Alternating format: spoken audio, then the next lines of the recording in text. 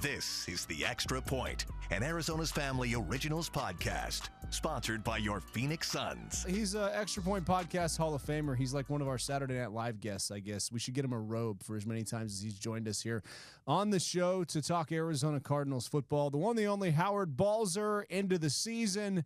How's your energy level after watching the Cardinals this season? The thing about my energy level, it's always there no matter what happens.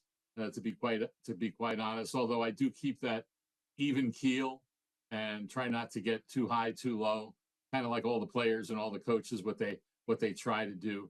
But it was certainly an interesting season, to say the least, with ebbs and flows and all those things that often happen. But I think, Mark, when we look at it in the big picture, I think unless people don't want to see it, you can see the progress of this team. And now it's just important in year 3 going forward to take that progress even further. And it's going to be very interesting to see what this offseason looks like in terms of adding more talent to this roster. Yeah, all 3 phases. So that's video, that's audio, and that's the written word when it comes to media for Howard Balzer, a multimedia superstar. Was this season, in your opinion, a success for the Arizona Cardinals? I think in the big picture it was. And I think when we all have to honestly look back at what was said before the season, if someone had said this team would improve by 4 games and be in that 8-win area, I think people would have said, okay, that's pretty good. I think what blurred the thinking certainly was when suddenly they were 6-4 at the bye and were in first place in the division, and all of a sudden there was all these visions of sugar plums dancing in everybody's head. And everyone figured that, oh, my goodness. And people were planning, this is going to be a division winner. When it turns out, even with that finish, you're still 2 games out of first place in the division. So that's why I say, Mark, in the big picture, I think this is what many expected. And if you win some close games instead of losing some, maybe you can get to 10. And that's what this team, I always hate to use the term has to learn to do. It's not like you can look up in a book and learn it. But when you look at this league, overall, the teams that have the good records are the teams that win a lot of those close games.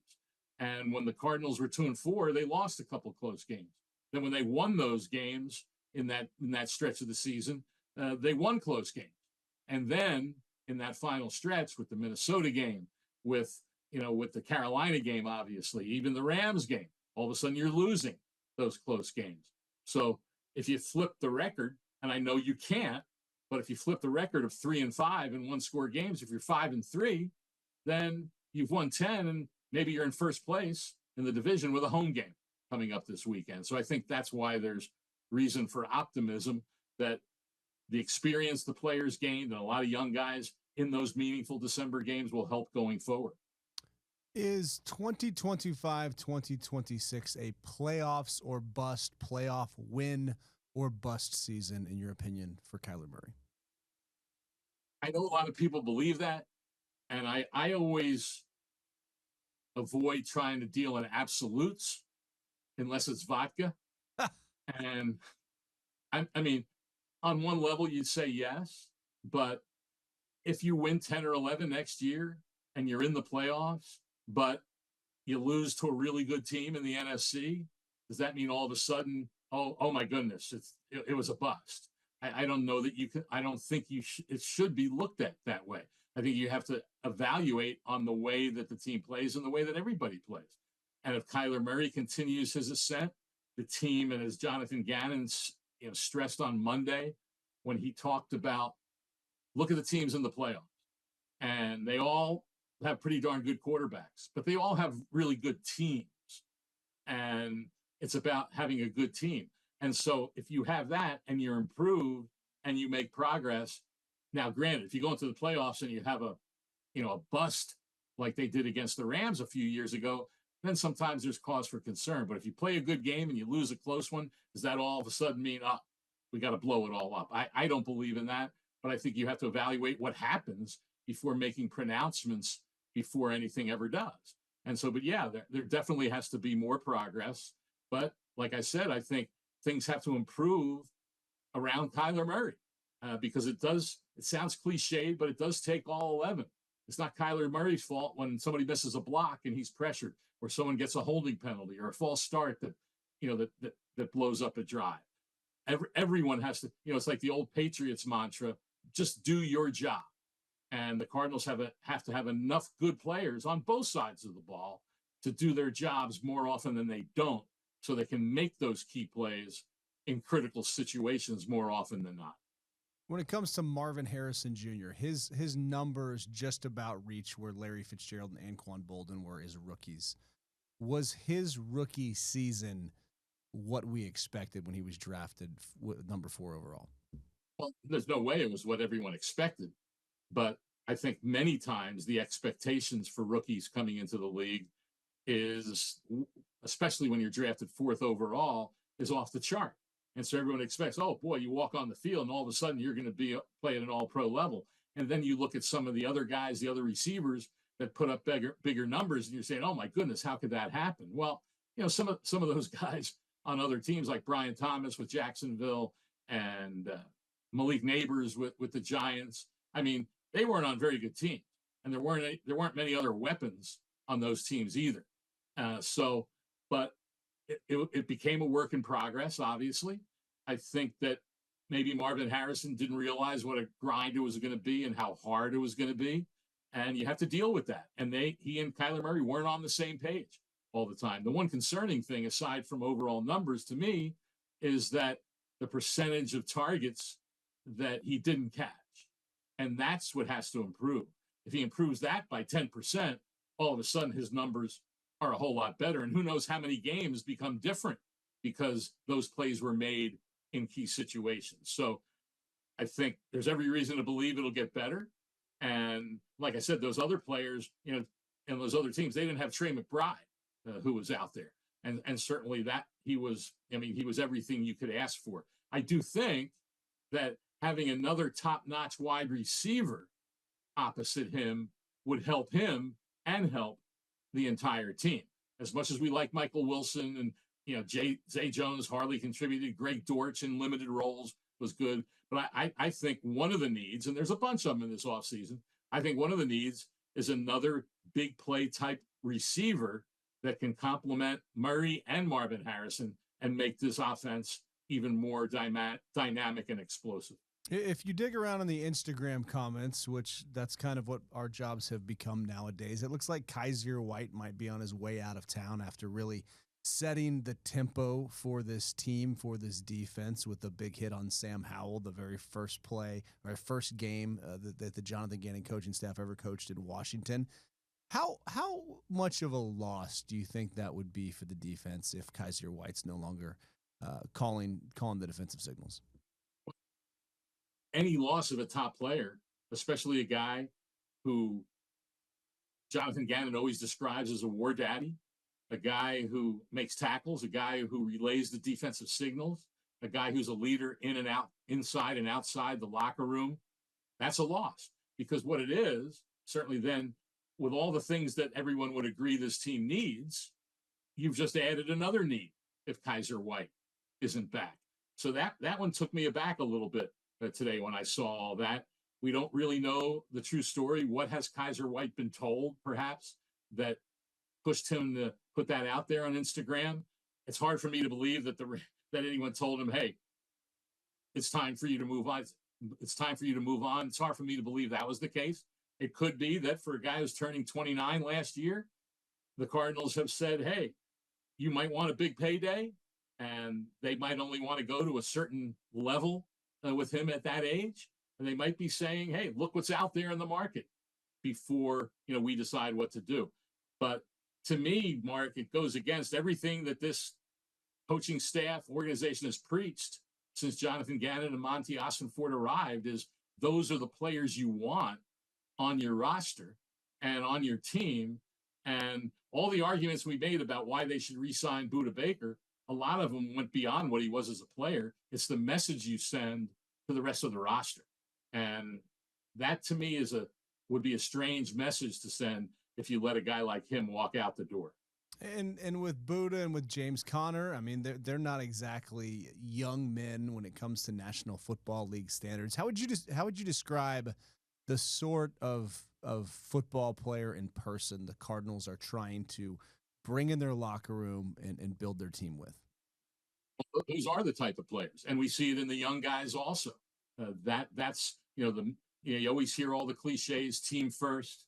The guys that are invested in doing things the way the Cardinals want them done, and that's why you can have no shortage of those veteran type leaders who give that message every day to those young players that walk in this door, and so that's what they're looking for, and they've pretty much I'm not gonna say pretty much, they have, stuck by it with the type of guys that they have brought in. And Jonathan Gannon says it all the time. We ask a lot of our players. We ask a lot of them. And that's where those veteran guys can be constantly reinforcing that message to the younger guys that, hey, this will pay off. This is the way you have to do things. And there's and like you said, Buda Baker, I mean, both, even the contracts that Buddha and James Conner signed, I mean, they weren't, quote, break the bank contracts. They weren't long-term deals. And the last year of both those deals, those extensions, there's no guaranteed money in them. And so I don't know why it should be that difficult to fashion a similar deal for Kaiser White, unless from what they've heard from his side is they're looking for a big, a huge deal. I don't know that he would get that in the market. He's a good, solid player that can help a lot of teams, but it's not as if the position he plays is one that's a difference maker overall in the NFL, that teams are ready to invest big money in years. Like I said, the guy is going to be 29 next season. If you're Monty Austin Fortin going shopping this offseason, what's at the top of your list? Well, the top has to be edge rusher. Of course, a lot of that depends on what they believe about BJ Ojolari. I mean, we'll never know what he would have done had he not gotten hurt. They do like Baron Browning, who came in early November and did some good things, and he's a free agent, by the way. So you'd have to believe that they're looking to bring him back and re-sign him. Right now, Zaven Collins led this team with 5 sacks. I mean, they had a lot of different guys get sacks, but their leader was 5. And they just don't have that one guy that strikes fear into the opposing team. Can Xavier Thomas grow? That's what they're certainly, counting on. What will Darius Robinson's role be when he becomes that guy who can play every game? But it would seem to me that edge rusher certainly is at the top of the list. I think offensive line still is an area that you need to look at. We don't know what's going to happen with Will Hernandez coming back from a major injury, and he's a free agent. What's going to happen at right tackle? I mean, they brought Jonah Williams in on a very team-friendly contract because of previous knee injuries he had in his career. And what happened? He had 2 injuries on the same knee this year. So what does his future look like? And so I still think a lot of what this team has to do, and the offensive line when healthy was solid, but there was still too much of that pressure that would come relatively consistently on Kyler Murray, even though he was so good at avoiding it most of the time. And so I think those are the areas. I mentioned wide receiver earlier, but some would say, hey, let's get a top corner. There's some young guys there that are good, but you can never have too many of those guys. But I would say those are the areas that definitely Monty Austin Fort, you would think, would be looking at strongly in this offseason when free agency begins in March 12th, and then when the draft rolls around at the end of April. Would you expect a spending spree this offseason for the Cardinals as some sort of message to the fan base that we expect to take the next step and go to the playoffs next season? I don't expect a spending spree, and I don't know that you have to. It depends what we define as a spending spree, but you can see from what this team has done the first 2 years how it improved from the first year when they gave out 20 plus 1 or 2 year contracts to keep guys and sign new guys. Then last year they had what they felt was a good core of players that they signed 3-year deals that were for pretty good money. So I'm expecting we'll see, and it all depends on really who's available. We had all the screams last year. Well, where's an edge rusher? There weren't that. If you go back and look, there weren't that many top edge rushers on the market. The Eagles traded Hassan Reddick and signed a guy named Bryce Huff for some pretty big money, and he didn't do anything for that team this year. So it depends on who's available. But I think that they'll dip into it. I'm not expecting any $90, $100 million deals, but if you can sign 3 or 4 top guys to 4 or 5 year contracts, and I'm talking about guys, Mark, that are going into their second contracts, not necessarily 29, 30-year-old guys that you don't know what you're going to get out of them. I think that we will see that, and we will see a little more aggressiveness this year. But a spending spree, no, I would be surprised at that. And I think fans have to realize spending sprees most of the time in the NFL don't work. I mean, look at teams like Green Bay. They don't go out there and sign tons of free agents. They just build their roster judiciously. That's what the good teams do. Build it through the draft, spot guys here and there that you feel can come in and help. But don't get into a situation where you spend a lot of money on guys and all of a sudden you're burned by it in a couple of years. When let's remember, I mean, you'd have to think they're going to sign Trey McBride this offseason.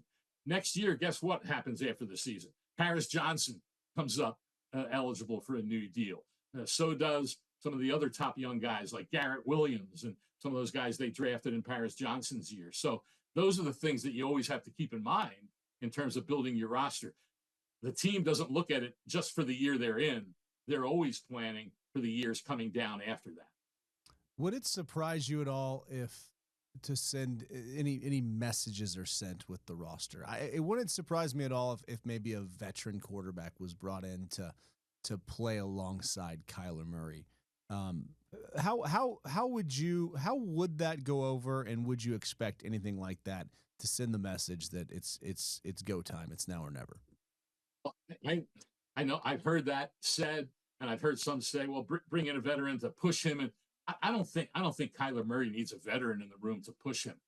I mean, we can debate all the time about his ability and consistency and his height and all. We can debate all that, but he doesn't need to be pushed to try to be as best as he can be, because he's as competitive as any guy that I've ever seen. Having said that, perhaps they'll look at what the veteran market looks like. They did last year. It wasn't a real experienced veteran when they traded for Desmond Ridder, and then he ended up not being around. But a veteran who can come in and play if something happens to Kyler. I think one of the most overlooked things this year, Mark, for Kyler Murray, is that he got through an entire 17-game season healthy. Right. Didn't miss snaps, didn't miss anything. Every other season he's played has been affected by some kind of injury since he got here. And so I think that was a big positive. I'm not saying that is always going to happen, but like I said, I think a veteran quarterback can help the depth, and it gives you a guy that you really feel comfortable stepping in if Kyler has to go down. But in terms of sending a message, I mean, who is that guy? Is it Joe Flacco? Is it? I mean, I just don't know that that's really necessary in terms of what this team is trying to do to continue to improve and to truly compete for a postseason spot. If you were Monty Austinfort, where would you try to draft Cam Skattebo? When you already have James Conner and you had a Trey Benson who was starting to show some things before he got injured, you'd love to have a Cam Skattebo on your roster. But do you spend a second-round pick on him? Do you spend a third-round pick when there's these other positions that really need an upgrade? And then if you draft him here in the town where obviously he did so many great things, if he's not playing, then what have you really gained by that? And I would expect him. You never know how the draft's going to go. You never know what teams are really going to like guys. It would surprise me if he gets past the third round. And I would think that some team is going to jump on him in the second round. And who knows, maybe late in the first round. We know how the first round goes sometimes with names that go off the board that people aren't expecting. The team is looking for a running back like that. It could be late in the first round. Who knows? I don't think it would, quite honestly, unfortunately, make sense for the Cardinals to do that with the guys they have, unless they believe that, okay, yeah, we like Trey Benson, but maybe Cam Skattebo can end up being the number 2 guy. doesn't mean that Trey Benson has to be here forever. So you're always trying to improve your team. And I think that's the way that Monty Ossenfort would look at it. To go to the playoffs next year, the Arizona Cardinals need to do fill in the blank. Well, one of the things we talked about they have to do, we always hear coaches talk about consistency, but I think that's something that every coach talks about. But the one thing, and we saw it Sunday against San Francisco, and, the defense obviously has to take a step up. Offense has to be more consistent. But one of my stats that I love to come up with is the Cardinals this year, Mark, during the season, in games that they had a plus turnover ratio, they were 5-0. 5-0. But they only had a plus ratio, obviously, in 5 of the 17 games. They only had 3 games all season where they had at least 2 turnovers. 3. They had 2 against the Chargers and 3 in both games. I mean, takeaways, I should say. And they had 3 in both games against the 49ers. That was it. So you have to be more opportunistic on defense. You got to take that ball away. That sets up. Look at the drives the Cardinals scored on Sunday when they had great field position from the turnovers they got. And so that has to be a big area of improvement overall that allows you to play complementary football. But again, it's winning those close games. Like I said, you're sitting there at 8-9 and you win 2 other games and you're at 10 and you might be having not only be in the playoffs, you'd have a home game this weekend, which is pretty crazy to consider. And so it's not that far away. And again, you just got to find those ways to win those close games that, like I said earlier, I mean, Kansas City, and they're obviously an outlier. They were 11-0 in 1-score games this year. 11-0 in a team that offensively wasn't as good as they have been in the past. They ended up winning 15 games. That's the great separator in the NFL, and that's what the Cardinals have to figure out how to accomplish. Do you take a week off like Kyler Murray this offseason, or are you still hammering away on the content? And where can we find it, by the way? You can find it at cardswire.usatoday.com. Not hammering away at the contact, obviously, as much as it is during the season, but we'll still be, hammering away at it. Got the playoffs to watch. There's not as much news, obviously, or stories, but I'll be coming up with some others. Looking at the roster, looking at the free agents, looking at things that they'll be doing. But I'm a guy, Mark. I hardly take any downtime at all from doing what I got to do with this league. It's a little different in the off season, certainly, but hey, we got the Super Bowl coming up in a month, and bingo, the combine comes, free agency begins, and before we know it, we'll be back out there at the practice facility for OTAs and all those things after April. And the heat, that'll be fun. Quickly, Super Bowl prediction, or if you're going to release it on your social media platforms, tell us when, or if would you give it to us right here? I haven't decided yet when I'm going to do it. I don't mind. I haven't looked at it that closely yet, but the way I saw that Lions team play, I thought all along, throughout the season, the Lions were the best in the NFC. The way they played on defense against Minnesota on Sunday night was unbelievable to see. So I still think you have to look at them as the favorite. Doesn't mean they can't get knocked off, obviously, because there's some good teams in the NFC. But I think this could be the year they take the next step. AFC is wide open. It's always hard to pick against Kansas City because they're still the champs and still someone proves otherwise. But the interesting thing is I really like the Bills and what they've done.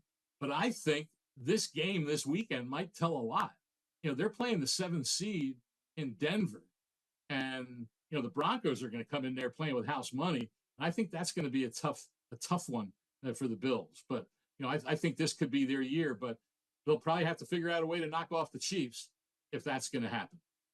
Well, I think it's going to come down to a Lions 4th down call against the Chiefs, and they will not convert. So I'll leave you with that. Hey, but always appreciative of your time and the passion that you put into your craft and helping make the Valley of the Sports a special sports place. So thank you for your service, and we'll talk to you soon.